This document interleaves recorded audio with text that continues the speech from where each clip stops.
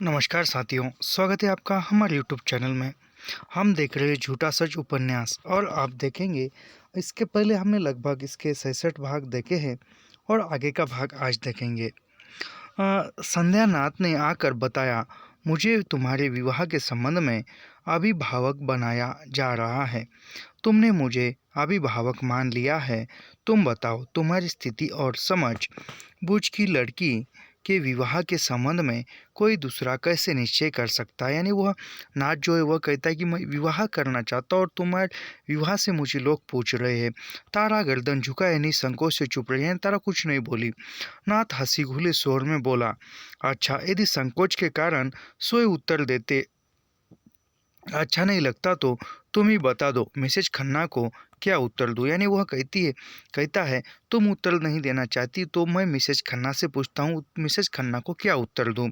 तारा संकोच से लाल हो गई, गर्दन झुक गई, झिझक कर धीमे स्वर में उत्तर दिया, अभी तो ऐसा प्रश्न ही नहीं है, अवसर होगा तो आप ही उचित राय देंगे। यानी तारा कहती है कि अभी तो मैंने कोई विचार नहीं किया और यदि आवश्यक हो और कुछ आप राय दे, आप जो बोले वह उचित होगा। तारा बहुत कठिनाई से डॉक्टर की ओर देख सकी। यानी तारा कठिनाई से और उसकी ओर देख रही है, डॉक्टर के नाथ की ओर। प्रश्न नहीं है, डॉक्टर ने विस्मय प्रकट किया। कर्नल खन्ना ने मुझे परसों रविवार लंच पर बुलाया था। मिसेज खन्ना का अनुमान है कि उसका भाई तुम्हें पसंद है। यानी मिसेज खन्ना का जो भाई है वह तारा को पसंद है। कपूर को तुम पसंद होगी ही, तभी उन्हें उत्साह है। मैंने कपूर को उसी दिन देखा था। यानी वो कपूर के बारे में कह रहा है और कपूर को तुम पसंद हो, तारा को वह डॉक्टर नाथ कह रहे हैं। तारा ने मिथ्यारोप का विरोध किया, नहीं डॉक्टर साहब, ऐसी कोई बात नहीं है, उसका अनुमान निराधार है। यानी डॉक्टर कहते हैं कि उसका जो अनुमान है वह निराधार है, ऐसी कोई बात नहीं है। तुम निराधार समझती हो, वे लोग अपनी ओर से बहुत कुछ तय किए बैठे। यानी वह डॉक्टर कहते हैं कि तुम जो हो निराधार समझते हो, लेकिन जो मिसेज खन्ना है, कपूर है, वह बहुत कुछ समझकर बैठे हैं। मैंने तो कहा तुम्हारे विवाह के विषय में सोई तुम्हें ही निर्णय करना चाहिए।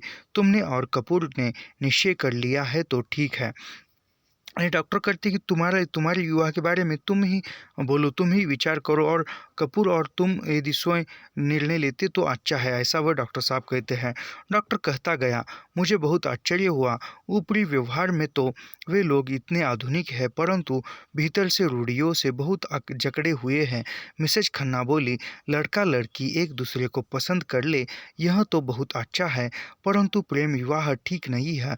विवाह से पहले ही प्रेम हो गया तो विवाह के बाद क्या होगा। विवाह तो परिवार द्वारा ही होना चाहिए। कपूर की भाभी भी तुम्हें बहुत चाहती है। यानी वह डॉक्टर साहब ने जो भी मिसेज खन्ना ने डॉक्टर साहब से जो कहा वह तारा से कह रहे कि वह एक दूसरे से जानते हैं, कपूर और तारा एक दूसरे से जानते हैं और विवाह से पूर्व प्रेम हो जाएगा तो विवाह के बाद उन दोनों के बीच में क्या रह जाएगा, होने के लिए क्या होगा, ऐसा वे कह रहे हैं।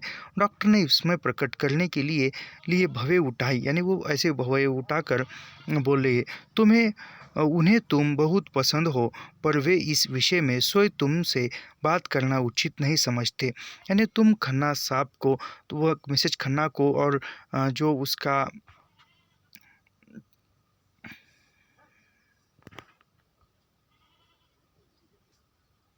जो कपूर है उनको तुम पसंद हो, लेकिन वह सोए होकर तुमसे बात करना नहीं उचित नहीं समझते। मैं तुम्हारे परिवार का हित चिंतक और विश्वासी हूँ। लड़का मैंने देख लिया है, लड़का लड़की सहमत है, इसलिए मैं मास्टर साहब को सुझाव दे दूँ। यानी वह डॉक्टर नाथ कहते हैं कि लड़का मैंने देखा है, लड़का अच्छा है और लड़का मुझे पसंद है। तुम्हें यदि पसंद है तो मैं मास्टर साहब से बात कर लूँ, सुझाव दे दूँ। सुनो, मैंने तो असमर्थता प्रकट कर दी, कहा मैं अपने परिवार के भी ऐसे मामलों में कोई रुचि नहीं लेता है। नॉर्थ कहता है कि ऐसे विवाह के मामले में मैं तो अपने परिवार से में भी कोई रुचि नहीं लेता। आपके अनुमान पर मास्टर जी को क्या लिख सकता हूँ। यानी वो तारा को पूछ रहा है कि आपके अनुमान पर मैं मास्टर जी से क्या लिखूँ। मुझे तो मास्टर जी का जालंधर का पता भी मालूम नहीं है,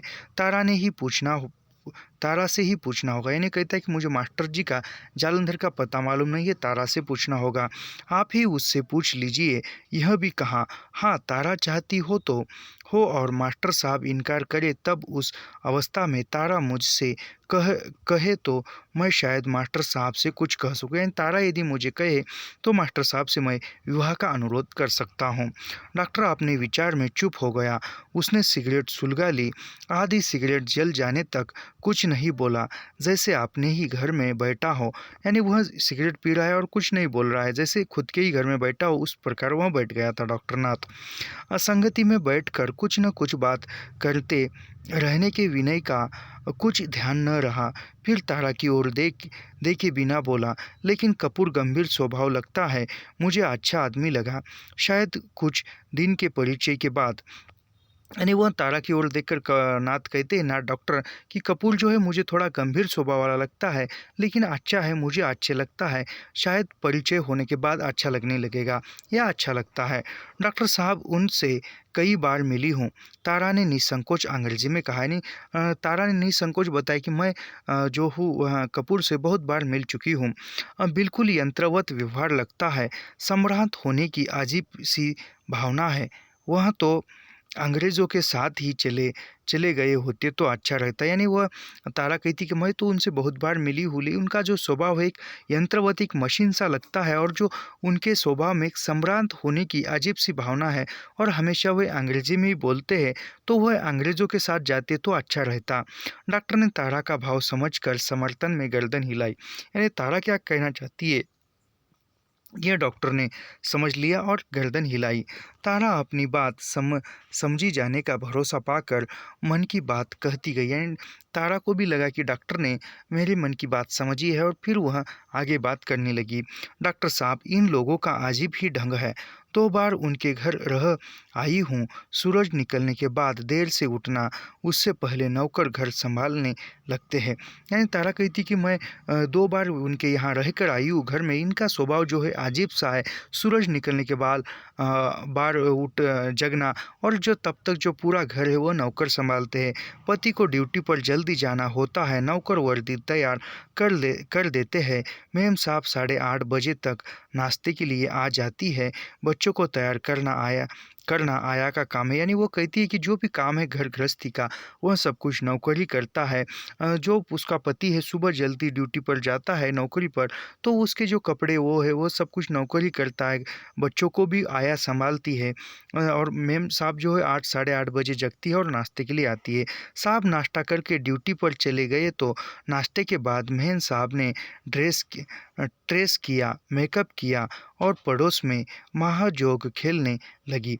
यानी वह पति उसका गया, तो पति जाने के बाद वह एक आराम से उठकर नाश्ता करने के बाद मेकअप करके फिर वह पड़ोस के यहाँ महजोंग नामक खेल खेलने गई। दोपहर में खाना खाया, उसके बाद दिन में आराम हुआ। 4 बजे चाय हुई, फिर मिलने जुलने चले गए या मिलने वाले आए गए। यानी फिर दिन भर जो है ऐसे ही आयश आराम, दिन भर आराम करना, और फिर 4 बजे चाय पीना, फिर मिलने जुलने के लिए बाहर निकलना या कोई मिलने वाला आ जाए। उनके यहाँ बात होती है सिर्फ अफसरों की तरक्की और बदली के अनुमानों पर, या फर्नीचर, शिकार और फिल्मों के बारे में। संध्या को क्लब ऐसे जीवन से लोग उबते कैसे नहीं। यानी वो कहती है कि वह केवल एक यंत्रवान जीवन जीते हैं। केवल उनके घरों में अफसरों की बातें, अफसरों की तरक्की की बातें, उनकी तबादले बदली की बातें और फर्नीचर की शिकार और फिल्मों की बातें चलती है। उनका जीवन ऐसी बातें करते करते क्यों उबता नहीं, और हमेशा क्लब की। तारा कहती गई, उस दिन नरोत्तम कर्नल के यहाँ यूपी के विद्यार्थी आंदोलन की बात करने लगा कि Lucknow university Kanpur autonomous body है। यानी वह तारा जो है सब कुछ कहती गई, और उस दिन नरोत्तम कर्नल के यहाँ यूपी के विद्यार्थी जो छात्र आंदोलन था उसकी बात करने लगा, और Lucknow university Kanpur autonomous body है। यूनिवर्सिटी जूनियर के मामलों में गवर्नर का हस्तक्षेप गैर कानूनी है। यानी वह यूनिवर्सिटी के जो कायदा कानून रहता है वह अलग होता है और उसमें सरकार जो है हस्तक्षेप नहीं कर सकती। कर्नल ने उसे टोक दिया, मुआफ करना, हम लोगों को राजनीति से मतलब नहीं है। यानी कर्नल ने उसको टोक दिया और डांटा और कहा कि मुझे माफ़ करना, मुझे राजनीति से कोई मतलब नहीं, हम लोग इन विषय से दूर रहते हैं। यानी वह नरोत्तम ने पूछ लिया, आप बात किस विषय पर करते हैं? यानी नरोत्तम ने पूछ लिया कि आप बात किस विषय पर करते हैं? कर्नल ने उत्तर दिया, सभी विषयों पर करते हैं, परंतु सैनिक नियम है कि हम लोग राजनीति के बारे में, धर्म के बारे में और स्त्रियों के बारे में बात नहीं करते। यानी कर्नल जो है वह सैन्य में है, वह कहता है बात तो हम सभी विषय में करते हैं, लेकिन जो भी वह सैन्य के नियम है, जो भी मिलिट्री, जो भी वह सैन्य के नियम है, उसके अनुसार हम राजनीति या किसी धर्म या किसी स्त्रियों के बारे में बात नहीं करते। तारा ने हंसकर बताया। नरोत्तम ने पूछ लिया, तो बात करने के लिए शेष रह ही क्या गए जाता है? यानी वह नरोत्तम ने पूछ लिया तो तारा ने कहा, नरोत्तम ने पूछ लिया तो बात करने के लिए जाता ही क्या है? समर्थन में डॉक्टर ने गर्दन हिलाई और पूछ लिया, दूसरे परिवारों में स्त्रियां क्या करती है? वही न जो संभ्रांत लोगों के नौकर करते हैं। यानी वह कहती है कि डॉक्टर ने गर्दन हिलाकर कहा कि दूसरे परिवारों में स्त्रियां क्या करती है? जो कि नौकर जो काम करते हैं वही स्त्रियां काम करती है। नहीं डॉक्टर साहब, नहीं डॉक्टर साहब, यह आप क्या कह रहे हैं? यहाँ पड़ोस की स्त्रियों को मैं देखती हूँ, बचपन से ही देखती आई हूँ। वह केवल घर काम नहीं कर देती, वे ही घर को बनाती है। यानी वह कहता है कि यहाँ मैंने पड़ोस की स्त्रियों को देखा है, केवल वो घर काम नहीं करती है, तो वह घर को बनाती है, घर को देखती है, बचपन से देखता आ रहा हूँ, या घर को बनाती है। उनके काम के बिना परिवारों का जीवन संभव नहीं। मेरे विचार में तो उनका काम उत्पादक श्रम है। यानी वह कहता है कि मेरा जो विचार है, स्त्रियां जो है, स्त्रियों का काम तो यह उत्पादक है और उसके बिना परिवार चलना चलना मुश्किल है। डॉक्टर ने दूसरा सिगरेट लगा लिया था, उसने हामी भरी और पूछ लिया। यानी डॉक्टर साहब दूसरी सिगरेट पी रही थी और फिर पूछ लिया, तुम्हें पारिवारिक जीवन की कल्पना या इच्छा कभी नहीं होती होती यानी वह तारा से पूछ रही कि तुम्हें पारिवारिक जीवन की कल्पना या इच्छा कभी नहीं होती? तारा ने आंखें झुक ली, पल भर सोचकर बोली। यानी तारा ने आंखें झुका ली और पल भर कुछ सोचकर बोलने लगी, मुझे अपने लिए स्त्री की यह दोनों ही अवस्थाएं स्वीकार नहीं है। यानी घर काम करना या दूसरों के चार दीवारी में जीना यह मुझे पसंद नहीं है, ऐसा तारा बता रही है। तो तुम्हारी कल्पना क्या है? डॉक्टर ने पूछा। यानी डॉक्टर साहब पूछ रहे हैं कि तो तुम्हारी कल्पना क्या है? इस विषय में सोचा नहीं। यानी तारा कहती कि मैंने घर गृहस्थी के बारे में, शादी के बारे में कुछ सोचा नहीं। क्यों? यानी डॉक्टर साहब प्रश्न करे कि क्यों? विशेष कारण न हो तो सोचना स्वाभाविक है। नाथ के स्वर में सहानुभूति और स्पष्टता थी। वह तारा के अभिभावक के रूप में उसके हित के लिए ही बात कर रहा था। यानी डॉक्टर साहब जो था एक अभिभावक था, चिंतक था, उसके एक नज़दीक का व्यक्ति था तारा के। वह कहता है कि विशेष कारण न हो तो सोचना स्वाभाविक है, पर तुम ऐसा क्यों कहती हो? सोचने का ढंग परिस्थितियों के अनुसार ही हो जाता है। तारा ने डॉक्टर की ओर नहीं देखा। यानी डॉक्टर की ओर न देखते हुए तारा कहती कि सोचने का ढंग जो है वह परिस्थिति के अनुसार हो जाता है। यानी जैसी परिस्थिति है वैसी उसके अनुकूल हम सोचते हैं, ऐसा तारा कहती है। परिस्थितियों से क्या अभिप्राय है? डॉक्टर पूछते कि परिस्थितियों से क्या अभिप्राय है? जो होना था हो गया। तारा की गर्दन जरा और झुक गई। तारा जो है गर्दन झुकाकर कह रही कि जो होना था वह हो गया। यह फिजूल बात है, वह तो एक घटना थी। दूसरों की भूल या ज़बरदस्ती के लिए तुम अपना उत्तरदायित्व मान लो तो संगत नहीं। यानी डॉक्टर साहब कहते हैं कि जो हुआ वह तो फिजूल था। तुमने ज़ोरों ज़बरदस्ती में आकर वह शादी की थी, उत्तरदायित्व मान लिया था, लेकिन अब तो वह नहीं है। उस सब को भूलकर तुम्हें स्वस्थ दृष्टिकोण से जीवन में संतोष पा सकने की बात सोचनी चाहिए। व्यर्थ आत्मदमन नहीं करना चाहिए। यानी वो डॉक्टर साहब कहते कि जो हुआ वह हो गया, उसको आप भूल कर तुम्हें अब नए स्वस्थ एक अच्छे दृष्टिकोण से जीने की कल्पना करनी चाहिए, जीना चाहिए। तुम्हें व्यर्थ ही यह आत्मदमन नहीं करना चाहिए। यानी तुम्हारी जो अंतर्मन की जो खुशी है वह दबानी नहीं चाहिए, डॉक्टर साहब तारा से कह रहे हैं। डॉक्टर ने उपदेश देने के ढंग से कहा, मैं तो समझती हूँ ठीक ही है। यानी तारा कहती कि मैं तो समझती हूँ ठीक है। नाथ गहरे कश खींचते हुए कुछ पल मौन रहा और फिर बिल्कुल साधारण ढंग से पूछ लिया, यानी वह नाथ जो है सिगरेट पीते हुए बिल्कुल साधारण ढंग से पूछ रहा है, असद का कोई समाचार मिला? यानी वह तारा से पूछ रहा है कि असद का कोई समाचार मिला, क्योंकि वह विभाजन से पूर्व असद जो था वह तारा का प्रेमी था और वो विभाजन के बाद उधर पाकिस्तान में गया और वह भी जेल में कैदी हो गया है। तारा ने इनकार में सिर हिलाया, यानी तारा कहती कि इनकार में सिर हिलाया, कुछ पता नहीं चला।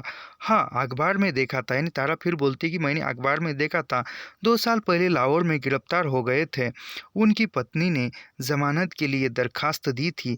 तारा ने बिल्कुल साधारण भाव से बताया, यानी तारा कहती है कि मैंने 2 साल पहले अखबार में पढ़ा था कि असद के बारे में, जो 2 साल पहले लाहौर में गिरफ्तार हो गया था और उनकी पत्नी ने जमानत के लिए दरख्वास्त की थी, आवेदन दिया था। तारा ने बिल्कुल साधारण ढंग से कहा, हाँ हाँ, याद आ गया।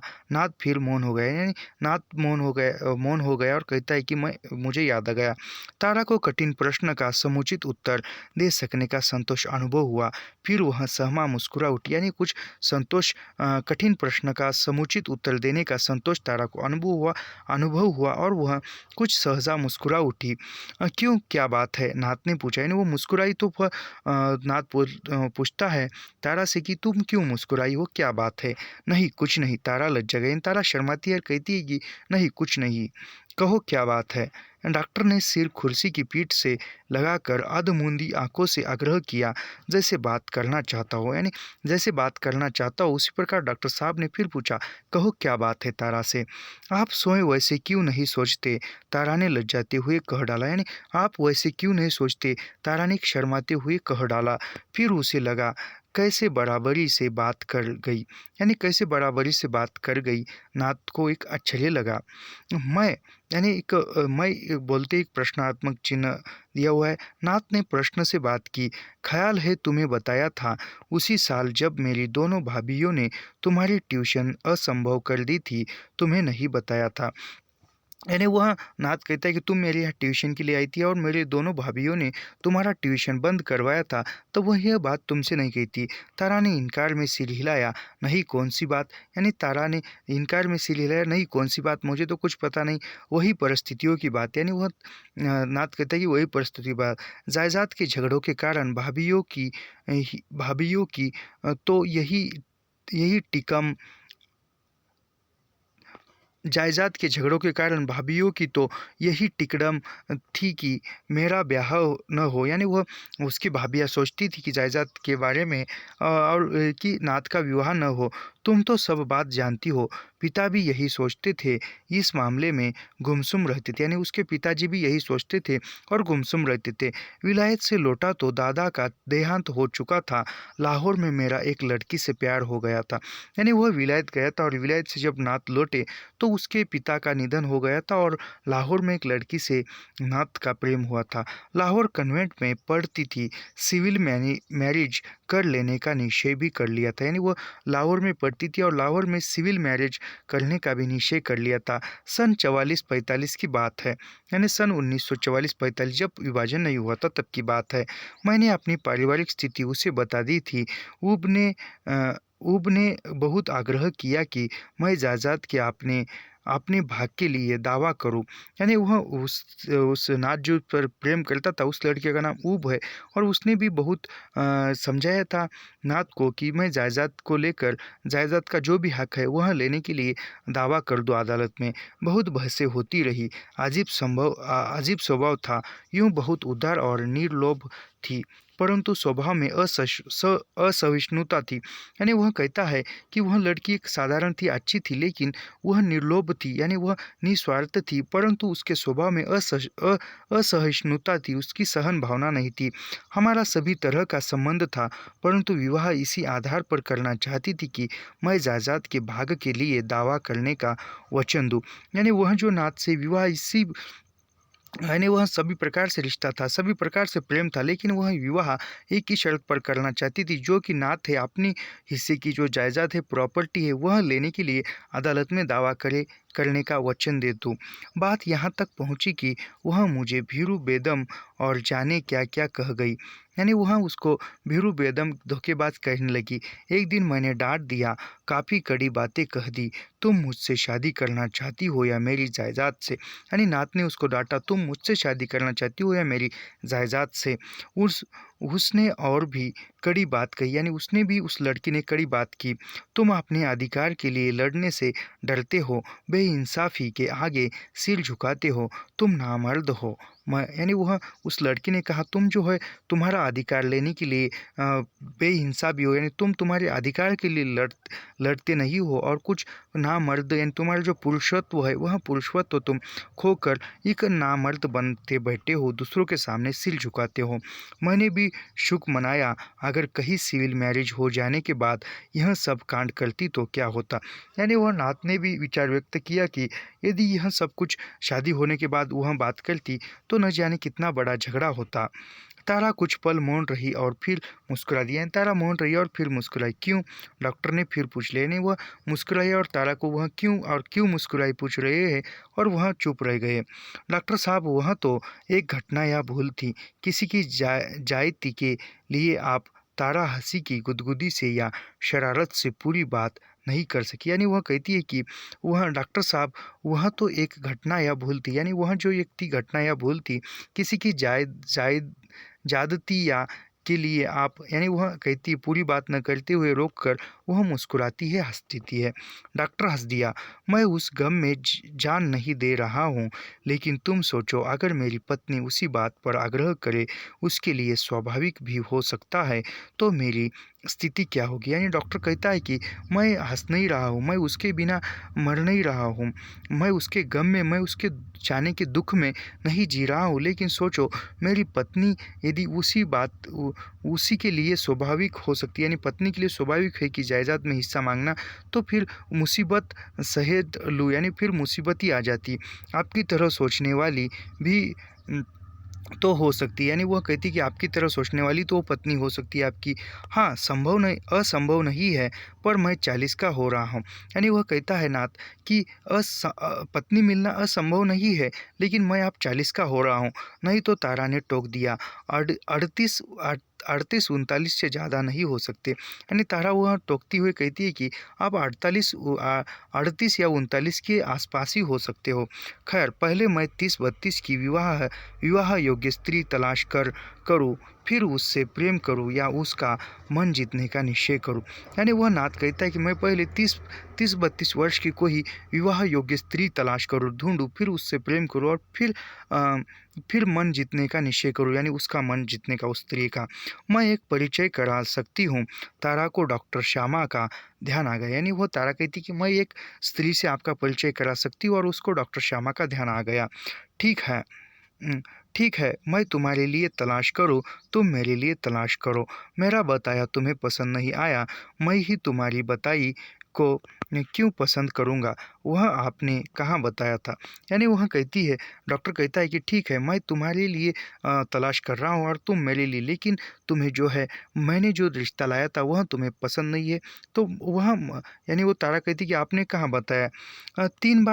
3 दिन बाद ही मिसेज खन्ना तारा के यहाँ आई, घुमा फिरा कर बात की और उसके माता पिता भाई का पता पूछना चाहा। यानी वह 3 दिन बाद जब मिसेज खन्ना जो है तारा के पास आई और घुमा फिरा कर माता पिता भाई का पता पूछना चाहा तारा पहले से ही तैयार थी। कह दिया, बहन जी, मैं तो इस विषय में निश्चय कर चुकी हूँ। मेरे घर की आर्थिक अवस्था अच्छी नहीं है, मुझे अपने छोटे भाई बहनों का पढ़ाना है। यानी तारा ने कह दिया था कि मेरे घर की आर्थिक स्थिति अच्छी नहीं है और विवाह का कोई विचार नहीं किया है, तो मेरे छोटे भाई बहनों की पढ़ाई भी करना है। मिसेज खन्ना ने विस्मय प्रकट किया, तुम्हारा भाई तो पंजाब असेंबली का मेंबर है, एडिटर है। यानी वह मिसेज खन्ना ने विस्मय से पूछा, तुम्हारा जो भाई है वह पंजाब में असेंबली में है, असेंबली में है और तुम एडिटर है, तो फिर बहन जी क्या होता है इससे? कांग्रेस के टिकट पर चुने गए हैं, उन्हें राजनीति से फुर्सत नहीं। यानी वह तारा कहती कि वह जो है एक कांग्रेस के टिकट पर चुने गए हैं, उनको राजनीति से फुर्सत नहीं है। मेरी भाभी भी अखबार में काम करती है, 2 छोटे भाई और 2 बहनें। यानी उसकी भाभी कनक जो है वह भी अखबार में काम करती है और छोटी भाई और 2 बहनें हैं। कुछ भाई करेंगे, कुछ मुझे करना चाहिए। यानी तारा कहती है कि कुछ उसका भाई करेंगे और कुछ मुझे। अभी तो गाड़ी का लिया कर्ज ही नहीं चुका पाई, अचानक के खर्चे तो आप जानती हो। यानी वो तारा कह रही है कि मिसेज खन्ना से आज गाड़ी का जो कर्जा है वह भी चुका नहीं पाई और आजकल के खर्चे तो बढ़ते ही जा रहे। मिसेज खन्ना ने आशा का सूत्र नहीं तोड़ा, कह गई, खैर जल्दी क्या है, तुम यह मत समझना कि यही बात थी। मैं तो तुम्हें अपनी छोटी बहन समझती हूँ, उधर कब आओगी? यानी वह मिसेज खन्ना ने कहा था कि ऐसे ही कहा था, मैं तो तुम्हें मेरी छोटी बहन समझती हूँ इसलिए ऐसे ही कहा था। और तारा ने समझा गनीमत रही कि यह बात फैली नहीं। यानी गनीमत रही कि यह बात फैली नहीं जिसकी पहली शादी हुई थी। तारा को नरोत्तम पर खींच थी। उसने ही खन्ना परिवार से तारा का परिचय बढ़ाने का यत्न किया था। यानी नरोत्तम पर तारा को गुस्सा है क्योंकि नरोत्तम ने भी खन्ना परिवार से तारा का परिचय करवाया था और वह आगे बढ़ाने के लिए उत्साह किया था। नरोत्तम आया तो तारा ने पूछा, यह खामोखा का क्या झगड़ा तुम लोगों ने खड़ा कर दिया? यानी नरोत्तम आया तो वो तारा ने उसको डांटा और कहा कि ये खामखा कैसा झगड़ा तुमने खड़ा कर दिया है। नरोत्तम ने विश्वास दिलाया कि इस मामले में उसका कोई संयोग या उत्साह नहीं था। यानी नरोत्तम को भी पता नहीं था यह ऐसी विवाह की बात करेंगे और वह कहता है कि इस मामले में मेरा कोई संयोग या कोई उत्साह नहीं था। मम्मी ने मिसेज खन्ना के सामने तुम्हारी प्रशंसा की थी, तुम्हारे घर बार के विषय में मुझसे लोगों ने ज़रूर पूछा था। यानी वह जो मिसेज अग्रवाला ने खन्ना के सामने तुम्हारी प्रशंसा की थी तो उन लोगों ने नरोत्तम से उनके घर बार के बारे में पूछा था। अब तुम स्वयं बात कर रही हो इसलिए मैं पूरी बात बता दूंगा, वरना कपूर ने मुझे वचनबद्ध कर दिया था कि किसी से बात न करूं। यानी वह तुम बोल रही हो इसलिए मैं बता रहा हूँ, नहीं तो कपूर ने किसी से बात न करने के लिए वचन मांगा था नरोत्तम से। मैं तो प्रतीक्षा में था कि इस विषय में तुम मुझसे कुछ बात करो। कपूर मुझे अपना मित्र समझता है परंतु इस घटना से मेरा मन उससे फिरा है। यानी वह कहता है कि नरोत्तम, कपूर जो है मेरा मित्र है, लेकिन वह तुम स्वयं मुझसे बात करो इसलिए मैं कुछ न कहा, लेकिन वह मेरा मित्र है, लेकिन उसकी उस घटना से मेरा उससे भी मन फिर गया है। मैं नहीं चाहता था कि उससे तुम्हारी घनिष्ठता बढ़े। यानी वह नरोत्तम भी चाहता है कि जो कपूर से तुम्हारी घनिष्ठता संबंध है वह बढ़े। वाह, तुम्ही ने तो सदा मेरा परिचय बढ़ाया, तारा ने शंका की। यानी तारा कहती है कि तुम्ही ने मेरा परिचय बढ़ाया और अब तुम ही कहते हो कि कहते हो कि कपूर और मेरे बीच में घनिष्ठता निर्माण हो। पहले मैं जानता नहीं था, मुझे भी स्थिति अभी 2 मास पहले ही पता लगी है। यानी नरोत्तम कहता है कि पहले मैं जानता नहीं था यह स्थिति रिश्ते शादी की बात करेगी, इसलिए मैंने कहा था क्या बात है आप तो बताओ। यानी वो तारा कहती क्या बात है आप तो बताओ। बात ही ऐसे ढंग से हुई कि कपूर ने मुझ पर प्रतिज्ञा का जाल डाल दिया था। यानी वह प्रतिज्ञा करके जाल डाल दिया था। 1.5 बरस से उसका एक लड़की से मामला चल रहा था। यानी 1.5 बरस से कपूर का किसी लड़की के साथ चक्कर चल रहा था। वह लड़की के प्रति सचमुच अनुरक्त था, अंगूठी भी दी थी इसलिए जानता हूँ, रुपया मुझसे उधार लिया था। यानी उसने अंगूठी भी उसको गिफ्ट दी थी और वह एक लड़की से अनुरक्त था, यानी एक सच्चा प्रेम करता था और उसको अंगूठी देने के लिए नरोत्तम से ही पैसे उधार लिए थे। रुपया उसने लौटा दिया है। मुझसे बातचीत में उस लड़की को मेरी भाभी चाहता था। यानी वह उस लड़की को रुपया जो भी उधार लिया था अंगूठी देने के लिए, वह रुपया पैसे है नरोत्तम को वापस दिए है और उस बातचीत करते समय उस लड़की को मेरी भाभी कहता था। तुमसे परिचय बढ़ने पर मैंने उसका रुख बदलता देखा। यानी फिर तारा से परिचय हुआ कपूर का और उसका जो स्वभाव है, रुख है, वह बदलता देखा नरोत्तम ने। मैंने पूछा यह क्या हो रहा है? उसने मुझसे रहस्य रखने की प्रतिज्ञा ली और तो बताया कि वह उस लड़की के विषय में धोखे में था। यानी वह फिर तारा के प्रति आकर्षित हुआ और फिर नरोत्तम को यह बात पता चली तो वह नरोत्तम ने बताया कि यह क्या है। फिर उसने प्रतिज्ञा ली तो और कह रहा है कि उस लड़की के विषय में धोखा में था, यानी उस लड़की के विषय में मैं धोखे में था। उसने विवाह कभी नहीं करेगा। तर्क दिया दिया जो लड़की विवाह के बिना आत्मसमर्पण कर सकती है उसके आचरण का क्या भरोसा। यानी वह फिर तर्क दिया कि जो लड़की विवाह से पहले आत्मसमर्पण कर सकती है फिर विवाह से पहले वह आत्मसमर्पण खुद को सौंप सकती है, फिर उसके आचरण का क्या भरोसा। विवाह तो दिल लगी की चीज़ नहीं, यानी विवाह तो कोई दिल लगी हंसी मजाक की चीज़ नहीं। तारा सांस रोके निश्चल रह गई, यानी तारा जो है सांस रोक कर निश्चल रह गई। नरोत्तम ने क्रोध और घृणा से कहा, मैंने उसके मुंह पर कहा, तुम यह बहुत नीचता कर रहे हो, यह धोखा है। उसकी उसकी उच्छल नामे तुम्हारा भाग अधिक है। उसने तुम्हारे विश्वास पर तुम्हें पति समझकर आत्मसमर्पण किया है, यह उसके साथ धोखा है। यानी वह नरोत्तम क्रोधित हुआ और उसको कहने लगा है कपूर से कि वह जो लड़की है तुमसे सच्चा प्रेम करती है, निस्वार्थ प्रेम करती है, इसलिए वह तुमको आत्मसमर्पण कर रही है और वह तुम्हें मन ही मन पति मानती है, इसलिए वह तुम्हें आत्मसमर्पण कर रही है और तुम उसको धोखा दे रहे हो, यह उस लड़की के साथ धोखा है। उसने बेशर्मी से उत्तर दिया, यानी वह कपूर ने नरोत्तम को बेशर्मी से उत्तर दिया, मैं अपनी कमजोरी और गलती मानता हूँ। यानी वह कपूर कह रहा है नरोत्तम से कि मैं अपनी गलती और कमजोरी मानता हूँ, उसके लिए हर्जाना भर सकता हूँ, परंतु जिस लड़की का छिचोरापन जान चुका हूँ उससे विवाह नहीं कर सकता। यानी कपूर ने क्या कहा था, जिस लड़की का मैंने छिचोरापन जाना है उस लड़की से मैं विवाह नहीं कर सकता। विवाह और परिवार का आधार पवित्र होना चाहिए। वह लड़की जरूर पहले से खराब थी, वरना मेरे आग्रह पर भी विवाह से पहले समर्पण का क्या मतलब था। यानी वह कहता है कि जो विवाह और परिवार है यह एक पवित्र आधार है और वह लड़की ज़रूर पहले से खराब थी, वरना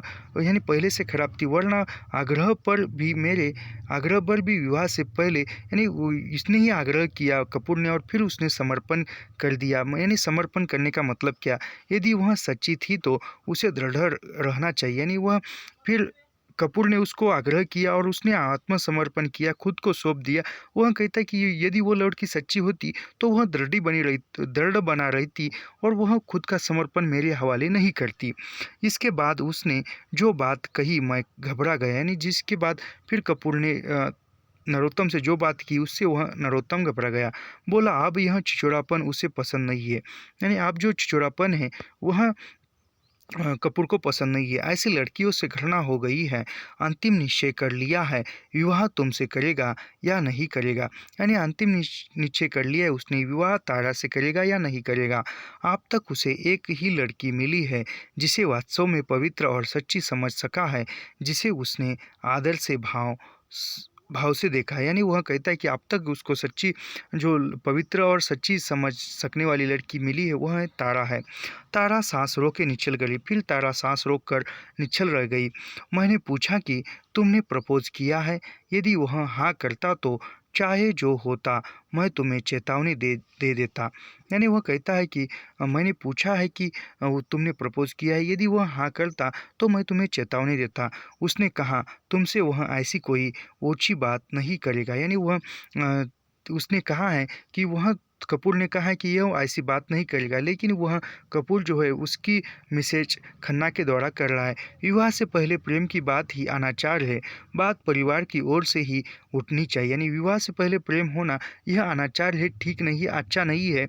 और जो विवाह की जो बात है वह परिवार की ओर से होनी चाहिए। मैंने उसे कुछ कहा नहीं, कहने से होता भी क्या। यानी वह फिर नरोत्तम ने क्या नहीं और कहने से होता भी क्या, परंतु तब से मुझे उसका मुँह देखना पसंद नहीं है। यानी तब से वह नरोत्तम है उस कपूर का मुंह देखना पसंद नहीं करता। पिछले 2-3 मास में तुमने मुझे कभी उसके साथ या उन लोगों के साथ देखा है?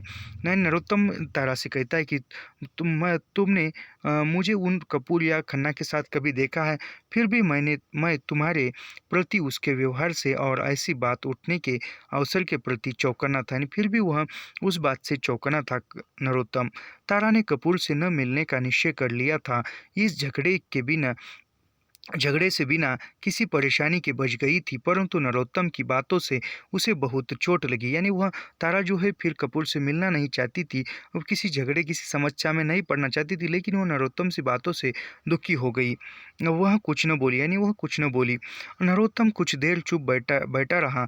स्थिति की कटुता में कुछ भी कहने का अवसर नहीं था। यानी नरोत्तम भी चुप रहा, लेकिन दोनों भी चुप थे और किसी को कुछ बोलने की कुछ अवसर नहीं मिला था। उस रात और अगले दिन तारा का मन बहुत भारी रहा। सोचती रही, उसे केंद्र बनाकर अच्छी खासी घटना हो गई है। यानी वह कहती है फिर 2 दिन तारा जो है वो सोचती रही और कहती है कि उसके नज़दीक थी बनाकर कपूर से अच्छी खासी घटना हो गई है। बात फैल जाती तो मुसीबत हो जाती, यानी बात फैल जाती तो मुसीबत हो जाती। कोई पुरुष चाहने लगे, स्त्री की इच्छा अच्छी खासी मुसीबत है। यानी कोई पुरुष यदि स्त्री को चाहता है तो उस स्त्री की अच्छी खासी मुसीबत हो जाती है। किसी स्त्री को कोई चाहने लगे तो बदनामी स्त्री की, यानी कोई पुरुष स्त्री को चाहता है तो बदनामी उस पुरुष की नहीं होती, स्त्री की होती है। स्त्री पुरुष अपराध करे तो दंड स्त्री भोगे, यानी स्त्री पुरुष दोनों मिलकर कुछ अपराध करे तो उसका जो दंड है, उसकी जो सज़ा है वह स्त्री ही भोगती है। परीक्षा परीक्षा हो तो वह भी स्त्री की हो, यानी परीक्षा भी यदि होती है स्त्री पुरुष की तो उसमें परीक्षा जो है स्त्री को ही देनी पड़ती है। 100-125 बरस पहले की बात होती तो रीझ जाने वाला सुरमा स्त्री को उठाकर ही चला देता। आखिर वह गधा अपने आप को समझता क्या है, यानी आखिर वो पुरुष अपने आप को समझता क्या है। तारा अपनी गोपनीय खिन्नता में डूबी हुई थी। संध्या समय मेहता की पत्नी छोटी तारा को उंगली थमाए तारा के यहाँ आ गई। यानी वह तारा जो है अपनी जो जो भी बात हुई गोपनीय रखी, यानी उसमें गुप्त में रखी, किसी को कुछ नहीं बताया और वह मन ही मन सोच रही थी, खिन्नता व्यक्त कर रही थी मन ही मन। फिर उस समय संध्या के समय मेहता की पत्नी और छोटी तारा को लेकर, उसकी मेहता की बेटी तारा को लेकर तारा के यहाँ गई। छोटी तारा को माँ रास्ते में खूब सिखा कर आई थी। उसने आते ही उंगलियाँ फैले फैले छोटे छोटे गुलगुले हाथ जोड़कर बुआजी मत्ते कहा, यानी वह आते ही फिर उसकी पत्नी ने, मेहता की पत्नी ने उस छोटी तारा को समझाया था और वह आते ही छोटी तारा हाथ जोड़कर नमस्ते करने लगी तारा को। तारा ने उसे उठाकर सीने पर दबा लिया। आ मेरी गग्गी, तू इतने दिन क्यों नहीं आई, यानी वो तारा ने उठाया और कहती कि तू इतने दिन क्यों नहीं आई। सरोज ने आंचल में छिपाई हुई कटोरी निकाली, यानी सरोज ने जो भी मेहता की पत्नी का नाम सरोज है, जो भी उसने आंचल में छुपाई कटोरी लाई थी वह उसने निकाली। यह क्या तकलीफ की तुमने, तारा ने कटोरी की ओर देखकर कहा। यानी तारा ने कटोरी की ओर देखा और कहा कि यह क्या तकलीफ की तुमने। कुछ भी नहीं, मेरे जेठ कल आए थे, करनाल स्टेशन पर है ना सरसों का साग ले आए थे। यानी वो कहती कि मेरे जो जेठ है वह परसों आए थे और वो करनाल स्टेशन पर है और फिर आते हुए सरसों का साग लेकर आए थे। बड़ी अच्छी गंदले थी, चुनने छिनने काटने का बहुत झंझट होता है, यानी बड़ी अच्छी खासी गंदली थी और वो उसको चुनने काटने का बहुत झंझट होता। आपको यह फुर्सत कहाँ, यानी आपको यह फुर्सत कहाँ कि वो साग के पत्ते, ये साग जो भी वहाँ सरसों है उसको चुनकर फिर अच्छा बनाकर फिर उसका साग बनाया, इसलिए मैं बनाकर ले आ गई। मैंने सुबह ही चूल्हे पर रख दिया था, सोचा एक कटोरी लेती चलूँ। पंजाब का साग है, मैं बुआ को दे देती हूँ। यानी कहती कि पंजाब का साग है। वैसे पंजाब में सरसों की रोटी और नहीं मक्के की रोटी और सरसों का साग प्रसिद्ध है। तो वहाँ कहती है कि पंजाब का है तो मैं पूरनदेही, बुआ जो है पूरनदेही जी को मैं देती हूँ। आओ बैठो, तारा ने परसू को पुकार कर कटोरी रसोई में ले जाने के लिए, यानी आओ बैठो, और फिर परसू को उसके नौकर को पुकारा और वो कटोरी रसोई में ले जाने के लिए कहा। सरोज ने अपने पड़ोसियों की शिकायत की। उसके मकान के दाएं बाएं यूपी और बिहार के परिवार थे, यानी वह सरोज ने अपने पड़ोसियों की शिकायत तारा से की और उसके दाएं बाएं चारों ओर यूपी बिहार के लोग थे। कैसे रूखे लोग हैं बहन जी, 4 साल हो गए, मजाल जो कभी माथे लगे हो। वे लोग नए नए आए थे तो मैंने एक दिन साबुत उर्दू बनाए थे। मैं किस्मत की मारी एक कटोरी उनके यहाँ देने चली गई। कायस्तीन ने कहा, बहन जी हम लोग तो दूसरे लोगों के घर का नहीं खाते। यानी वो यूपी बिहार के आए हुए और फिर वह एक साधारण से जो मेहता की सरोज मेहता की जो पत्नी सरोज है वह एक साधारण भाव से कुछ जो उर्द होते हैं वह एक कटोरी देने लगी। और फिर जो कायस्थ परिवार की स्त्री थी वह कहती है सरोज से कि बहन जी हम दूसरे लोगों के घर का कुछ नहीं खाते। मैंने कहा बहिना हम भी हिंदू है। कहती है इससे क्या अपना अपना रिवाज है, यानी कहती कि फिर सरोज ने कहा कि हम भी हिंदू है।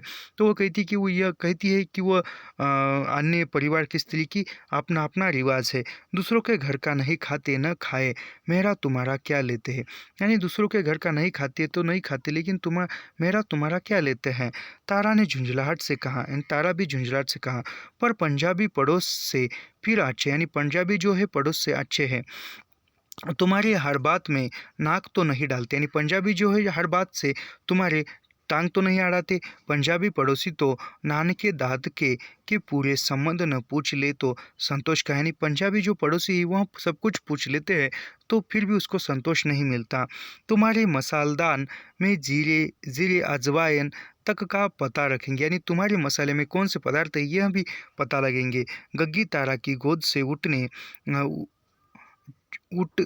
छूटने के लिए छपला रटी, यानी वो जो छोटी लड़की है वह तारा की गोद से उतरने के लिए छटपटा रही है। उसे मालूम था इस घर में खाने की चीज़ और फल कहाँ रखे थे, यानी उस छोटी तारा को पता था कि इस घर में खाने की चीज़ें और फल कहाँ रखे हैं। आकर मनमानी करती थी, उसे तारा के प्यार की अपेक्षा खाने के लिए कुछ पाने की लालसा थी, यानी उसको तारा के प्यार से खाने के लिए कुछ पाने की आशा थी। तारा समझ गई, उसकी पीठ प्यार से ठोक कर छोड़ दिया। जा चुड़ैल बुआ के पास जा और सरोज से पूछा और सुनाओ क्या हाल है, यानी उसको उस छोटी लड़की को छोड़ा और कहती है कि जा जा चुड़ैल बुआ के पास जा। और फिर उसको सरोज से पूछने लगी तारा की और क्या बात है। सरोज तारा से संकेत पाकर सुनाने लगी उसके घर में उसकी ननंद कुंत के विवाह की समस्या विकट रूप लिए थी, यानी सरोज बताने लगी उसके घर में जो उसकी ननंद कुंत थी उसके विवाह को लेकर विकट समस्या खड़ी हो गई है। मेहता की माँ और करनाल में रहने वाला बड़ा भाई कुंत का विवाह निपटा देना चाहते थे, यानी वह मेहता की माँ और जो करनाल है वह जो उसका बड़ा भाई है वह कुंत का विवाह कर देना चाहते हैं। बहुत खोज पड़ताल के बाद करनाल वाले भाई ने एक लड़का तय किया, यानी बहुत कुछ ढूंढने के बाद फिर करनाल वाले बड़े भाई ने एक लड़का तय किया है। कुंता ब्याह से इनकार कर रही थी।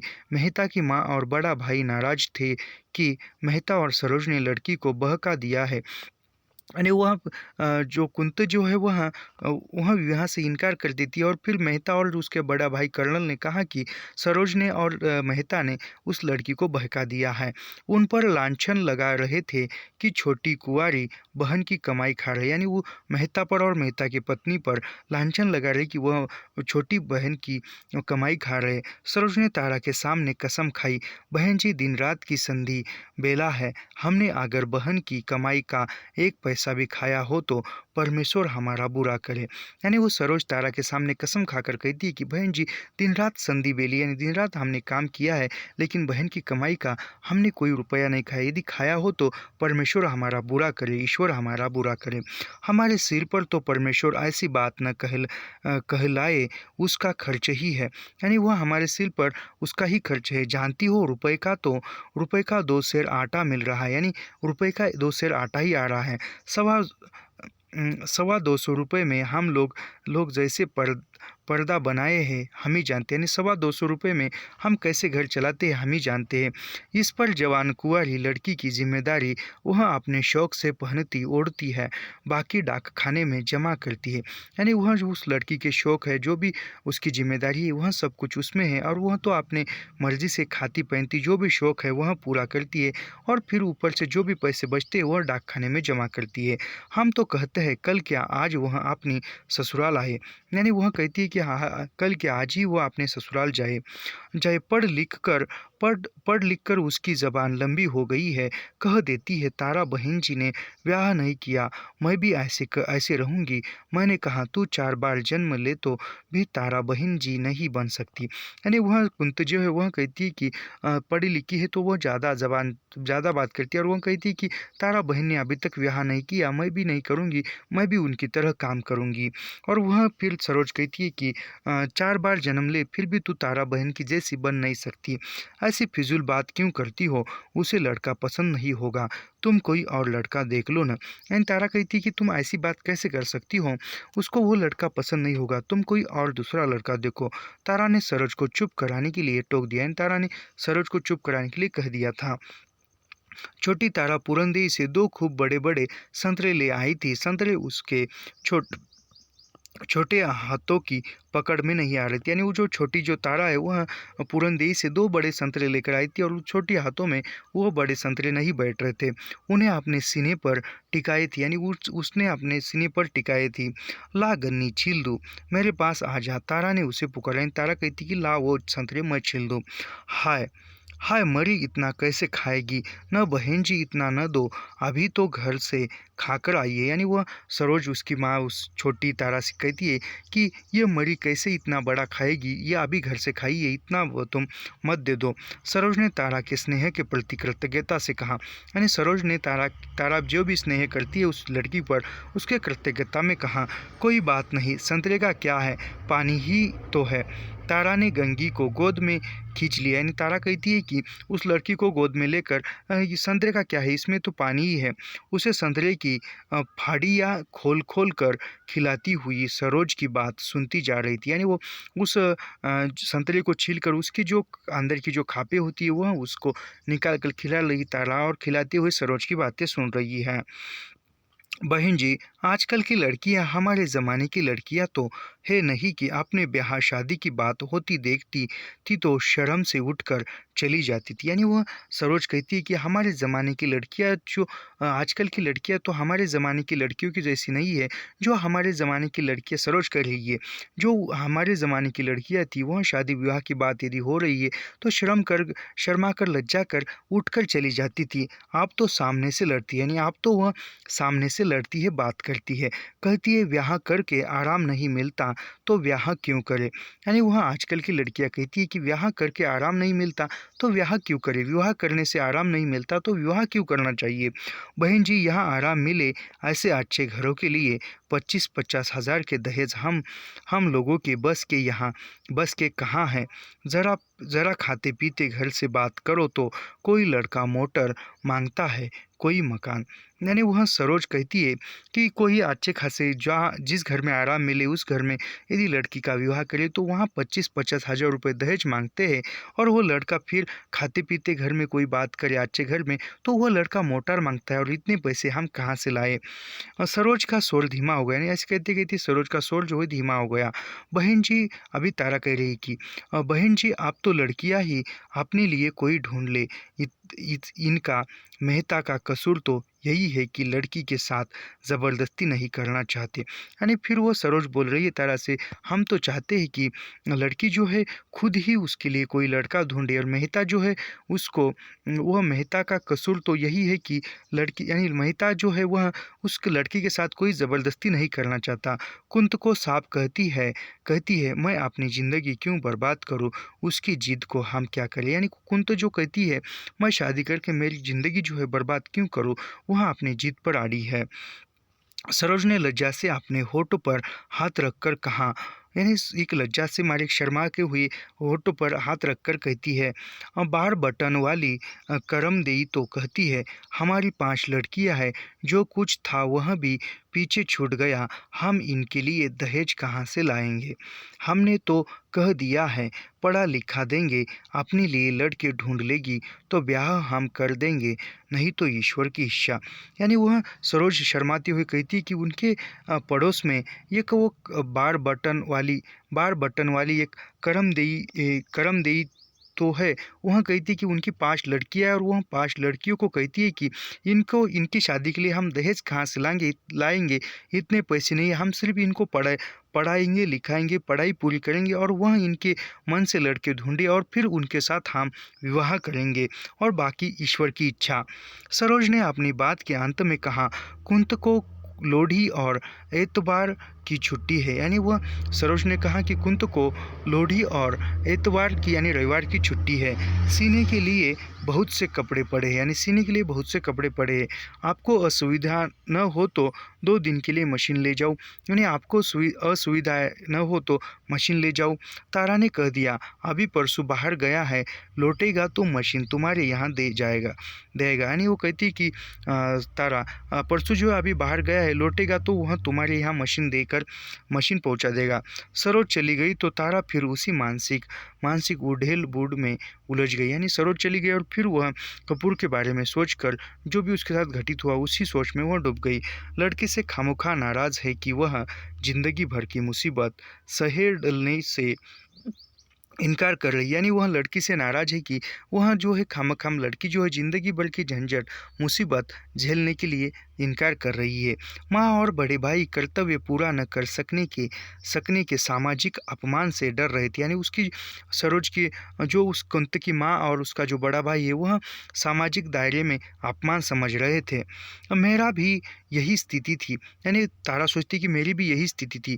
जो लड़कियाँ जीविका कमाने का साहस कर रही है वे अपना भाग्य दूसरों के हाथ में क्यों दे दे। यानी तारा कहती है कि तारा सोच रही है कि जो लड़कियां खुद कमाना चाहती है, खुद के पैरों पर खड़े रहना चाहती है, अपना जीवन खुद के पैसों पे जीना चाहती है, वे अपना भाग्य दूसरों के हाथ में क्यों दे, यानी वह दूसरों के कहने पर क्यों जिए। यानी कहीं ना कहीं एक नारी स्वतंत्रता की बात भी इसमें की गई है।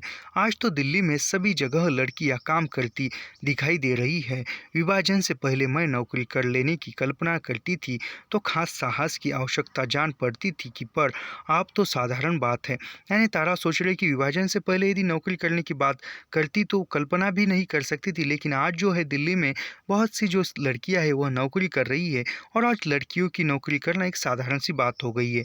सरोज कहती है आप तो लड़कियां ही ढूंढ ले, यानी वह सरोज जो कहती है आप जो लड़कियां ही खुद के लिए लड़का ढूंढ ले।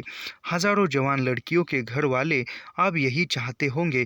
6 बरस पहले ऐसी बात सुनकर लोग कान में उंगली डाल देते थे। यानी वो तारा सोच रही है आप जो है हर घर वाले ऐसे ही चाहते हैं कि लड़की को पढ़ाए लिखाए और वह लड़की खुद के लिए लड़का ढूंढे। और वह कहती है कि कुछ वर्ष पहले ऐसी बात थी कि ऐसी कोई लड़का लड़की ढूंढे तो वह लड़की जो है खुद के लिए लड़का ढूंढे तो वह बात लोग सुन ही नहीं सकते थे। 6 बरस पहले वह कान में उंगली डालकर कान बंद कर लेते थे। विभाजन से बहुत ध्वस्त तो हुआ, परंतु समाज को जकड़े दबाए रखने वाली मजबूत परतें भी ऐसे टूट गई है जैसे किसी जेल में बंद लोगों को भड़ोल में चोट दे लगे परंतु जेल की दीवारों गिरकर स्वतंत्र हो जाए। यानी वह जो भी पुरानी जो प्रथाएं थी वह प्रथाएं विभाजन के बाद टूट गई है, जैसे जेल के अंदर के कैदियों को छोड़ दिया हो।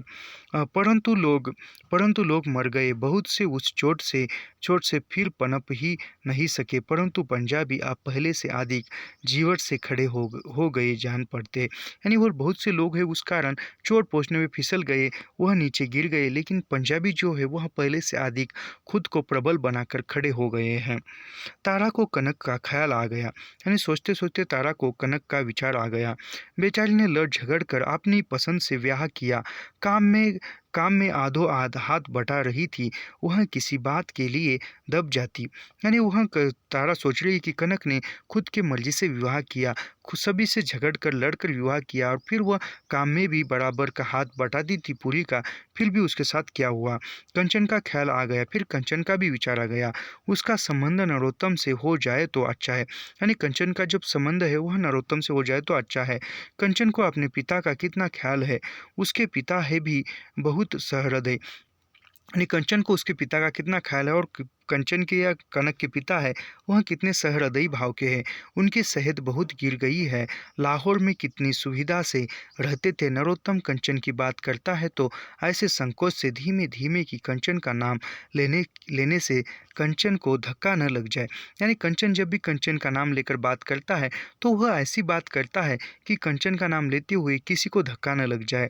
नरोत्तम के माता पिता जरूर नाराज होंगे, इसलिए कि कंचन के पिता की आर्थिक स्थिति अच्छी नहीं है, पर पंडित जी उन लोगों से कहीं बड़े हैं। यानी वह नरोत्तम के पिता जो है कंचन और नरोत्तम के शादी से इनकार करेंगे, लेकिन जो कंचन के पिता की स्थिति आर्थिक स्थिति अच्छी नहीं है, लेकिन वह जो आगरा वाला साहब है उससे अधिक वह पंडित जी है, बड़े हैं। तारा कंचन के यहाँ गई गई थी तो पंडित जी पूरी के विषय में स्नेह सराहना से बात करते रहे थे। यानी वो तारा जब कंचन के यहाँ गई थी तो जो पंडित जी जो थे कनक के पिताजी, वह स्नेह से सराहना करते हुए पूरी की बात कर रहे थे। तारा को अपने भाई के बारे में उपेक्षा प्रकट करते बहुत संकोच होता था। यानी तारा को अपने भाई के बारे में बात करते हुए, पूरी के बारे में बात करते हुए संकोच होता था। वह मौन सिर हिलाती रही थी कि उसे उसे तो सब मालूम है। यानी वह मौन रहकर सिर हिलाती, जैसे उस भाई का सब कुछ उसको व्यवहार पता है। दूसरे दिन प्रातः ही कुंत का आ गई। यानी दूसरे दिन वो कुंत जो है वह आ गई। उसे देखते ही तारा ने कहा, यानी उसको देखते ही तारा ने कह दिया, हाय मैं कल भूल गई, परसों को पुकार कर कह दिया सिलाई की मशीन सरोज बीबी जी के घर दे रहा। यानी वह कहती कि मैं जो भूल गई हूँ मशीन देने के लिए, और वह उसको देखकर ही वह कहती है कि हाय मैं कल भूल गई, और वो परसों को आवाज़ देकर कहती है कि सिलाई की मशीन जो है परसों बीबी के घर पहुंचा देना। कुटिए बैठ न दो मिनट। तारा ने कुंत को बैठा कर पूछा, सुना क्या झगड़ा डाल दिया लिया है घर में। यानी वह कुंत को तारा बैठाती और पूछती कि तूने झगड़ा क्या उत्पन्न किया है घर में। कुंत से उम्र में 5 के बरस छोटी थी, परंतु तारा की स्थिति के विचार से उसे बहुत आदर से बहन जी कहती थी। यानी कुंत जो थी तारा से उम्र में 5 एक बरस से बड़ी थी, लेकिन वह फिर भी आदर से कुंत जो है तारा को बहन जी कहती थी। अभिप्राय समझ गई थी, यानी जो भी अभिप्राय था वो समझ गई थी। संकोच से बोली, नहीं बहन जी कोई झगड़ा नहीं। यानी वह कुंत बोल रही थी कि नहीं बहन जी कोई झगड़ा नहीं है। कैसे नहीं, तेरे लिए अच्छा भला लड़का माँ ने देखा है, तू इनकार क्यों करती है। यानी फिर वह तारा कहती है कि झगड़ा क्यों नहीं है, तेरे लिए माँ ने अच्छा खासा लड़का देखा है तो तू इनकार क्यों करती है। जी माँ का क्या है, कुंत ने संकोच से कहा, बड़े भाई भी वैसे ही है। यानी वह कहती कि माँ का क्या है, बड़े भाई भी वैसे है। लड़के की 75 तनख्वाह है, भत्ता मिलकर 100 हो जाता होगा। यानी उस लड़के को जो तनख्वाह है वह 75 रुपये है, और वह भत्ता मिलकर 100 रुपये होगा। इतना बड़ा उनका परिवार है, घर में भैंस है, नौकर एक भी नहीं। यानी वो कहती कि उस लड़के का जो परिवार है बड़ा है, घर में भैंसें भी है, और वो नौकर एक भी नहीं, तो ब्याह नहीं कराएगी। तो फिर तारा कहती तो ब्याह नहीं कराएगी।